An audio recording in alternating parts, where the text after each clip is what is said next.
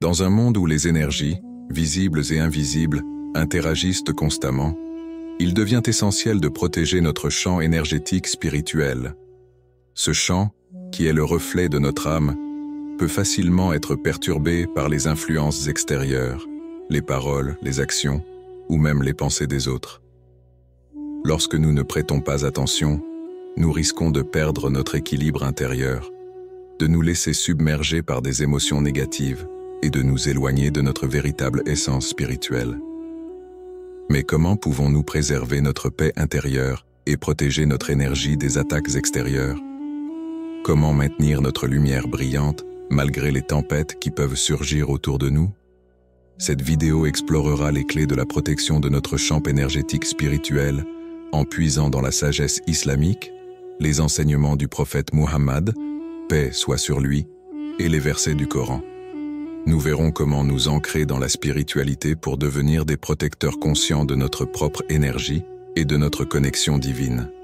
Rejoignez-moi dans cette quête pour découvrir les moyens d'aligner notre âme avec la lumière d'Allah, afin que nous puissions, avec sagesse et discernement, naviguer dans ce monde tout en préservant notre sanctuaire intérieur. L'essence de notre champ énergétique spirituel. Le voyage spirituel est avant tout un retour vers soi-même. Nous, en tant qu'êtres humains, portons en nous une énergie subtile, un champ énergétique spirituel qui fait partie intégrante de notre essence. Ce champ est comme un cocon protecteur autour de notre âme, une aura invisible qui nous relie à l'univers et à tout ce qui nous entoure. Il reflète notre état intérieur, notre équilibre et notre connexion divine. Mais, tout comme l'univers lui-même, notre champ énergétique peut être perturbé par des influences extérieures. Ces influences peuvent être positives ou négatives, mais lorsqu'elles sont trop fortes ou mal orientées, elles peuvent perturber notre harmonie intérieure. Comme le dit le Coran, « Et Dieu a créé les cieux et la terre avec vérité. Il enveloppe la nuit de jour, et il enveloppe le jour de la nuit. Il a assujetti le soleil et la lune, chacun d'eux, poursuivant son cours jusqu'à un terme fixé. Et c'est lui qui a créé la nuit et le jour pour vous en signe. » Coran 39, verset 5. Cette image de l'enveloppement, de l'alternance de la nuit et du jour, illustre de manière frappante l'équilibre dynamique de l'univers. Tout, dans ce monde, est soumis à des forces naturelles qui interagissent, se complètent et s'équilibrent. De même, notre âme, tout comme l'univers, est continuellement en interaction avec des énergies extérieures qui peuvent soit nourrir, soit troubler notre champ énergétique. Nous devons donc apprendre à préserver cette énergie précieuse, tout comme l'univers veille à maintenir l'équilibre entre le jour et la nuit. Ce n'est pas une tâche facile, car dans ce monde en perpétuel mouvement, notre lumière intérieure peut être facilement éteinte par des vents violents. Imaginez-vous comme une flamme fragile dans une tempête. Comment pouvez-vous, dans un environnement aussi changeant, protéger votre lumière spirituelle des turbulences qui tentent de l'éteindre? La clé réside dans la vigilance spirituelle et la discipline intérieure. En cultivant la paix et la tranquillité dans notre cœur, en nous éloignant des distractions nuisibles et en nous concentrant sur la recherche de la proximité d'Allah, nous pouvons garder notre énergie intacte. Le prophète Mohammed, paix soit sur lui, nous a enseigné que la foi se renforce par des pratiques régulières de prière, de méditation et de réflexion sur les signes de Dieu dans la nature. Ainsi, lorsque notre cœur est aligné avec l'intention pure de plaire à Allah, les influences extérieures ne peuvent plus déstabiliser notre champ énergétique. Ce voyage intérieur ne se fait pas en solitaire, car Allah nous a entourés de signes et de bénédictions pour nous guider. Chaque moment de méditation, chaque prière, chaque acte de bienveillance envers autrui renforce notre lien avec notre énergie spirituelle. Et ainsi, peu importe les turbulences externes, notre lumière continuera de briller avec force et clarté. 2. Identifier les menaces à notre champ énergétique. Les menaces à notre champ énergétique sont multiples, subtiles et parfois insidieuses. Elles se manifestent souvent sous forme de pensées négatives, de jugements hâtifs, de mauvaises intentions provenant des autres, mais aussi, et parfois surtout, de notre propre esprit. Ce dernier peut être un véritable champ de bataille, où se jouent des guerres intérieures, où les doutes, les peurs et les inquiétudes viennent perturber notre équilibre.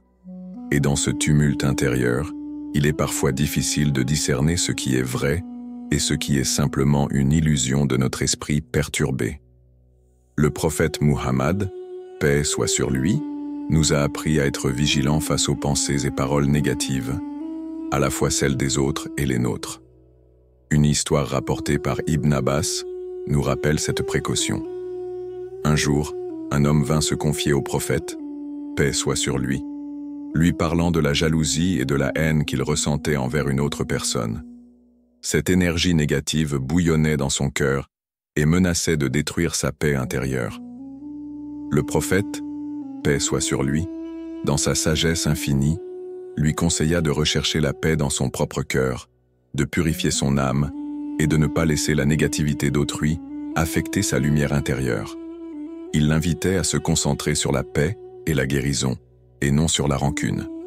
Comme le dit le Coran dans ce passage, « Et lorsque tu lis le Coran, demande la protection de Dieu contre Satan le maudit. » Coran 16:98. Ce verset est un appel à la vigilance spirituelle, à la protection constante contre les forces invisibles du mal. Il nous rappelle que la négativité, qu'elle vienne de l'extérieur ou de l'intérieur, peut envahir nos cœurs et nos esprits comme un poison. C'est une menace constante qui, si elle n'est pas contrôlée, peut déséquilibrer notre champ énergétique et nous éloigner de la lumière divine. Il ne suffit donc pas de se protéger uniquement des influences extérieures, mais aussi d'être conscient des pensées et des émotions que nous nourrissons en nous. La jalousie, la rancune, l'envie et même la peur sont des formes de pollution intérieure qui assombrissent notre cœur.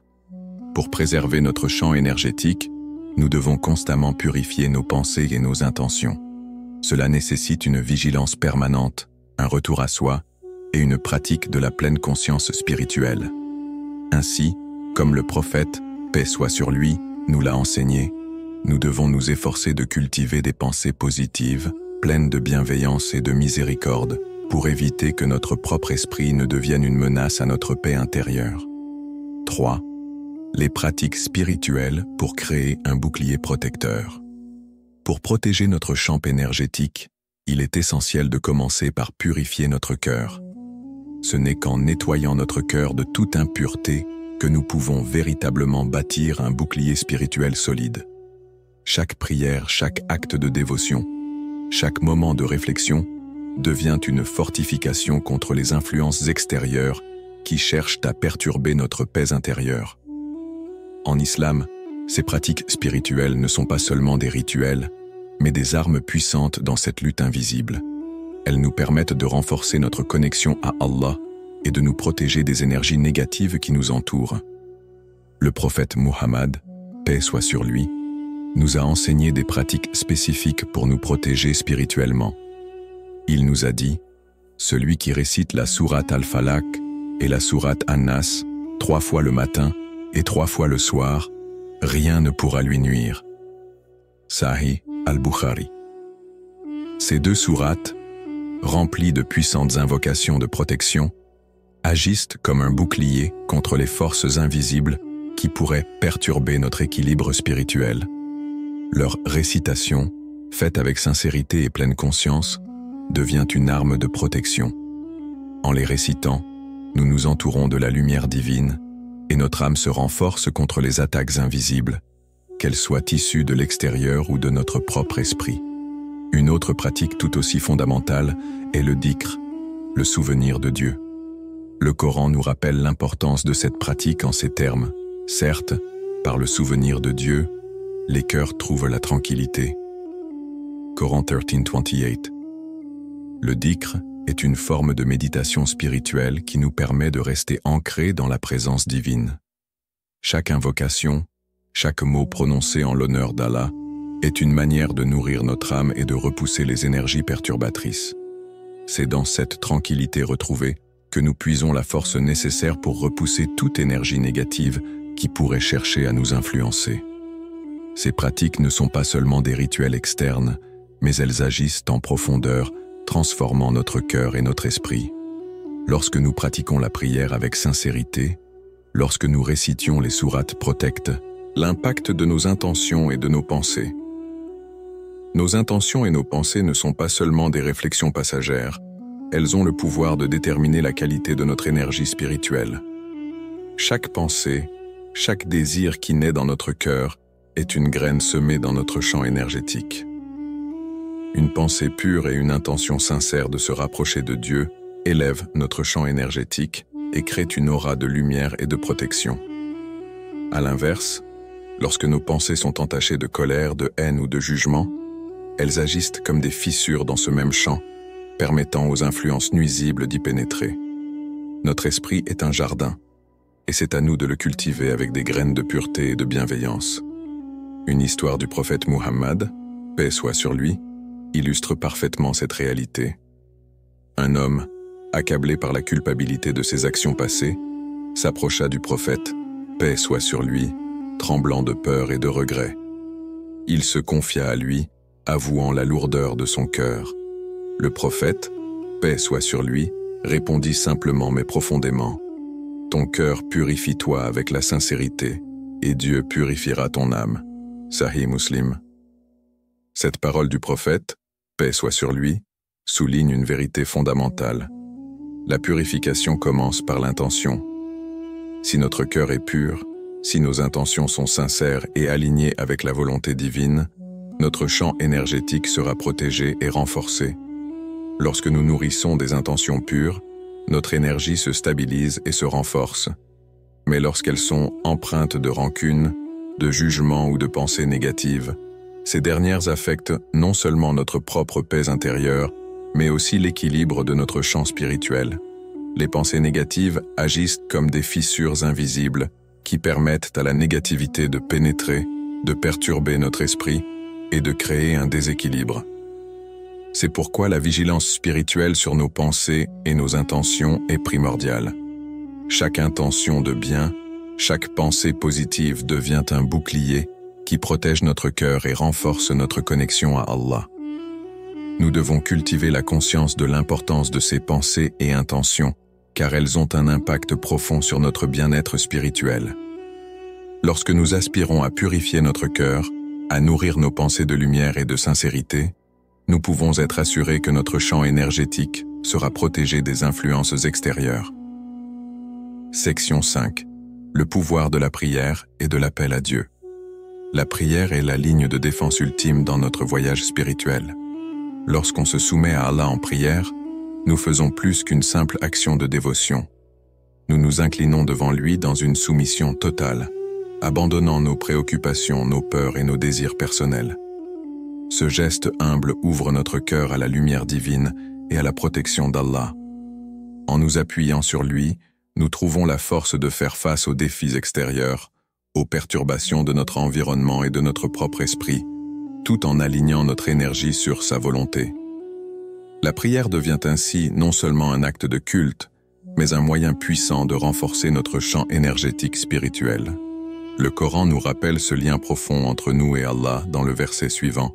Et ton Seigneur dit, « Invoquez-moi, je vous répondrai. » Coran 40:60. Ce verset n'est pas seulement une promesse, mais un appel à la foi. Chaque prière, chaque invocation sincère est une occasion d'établir une connexion intime avec le Créateur.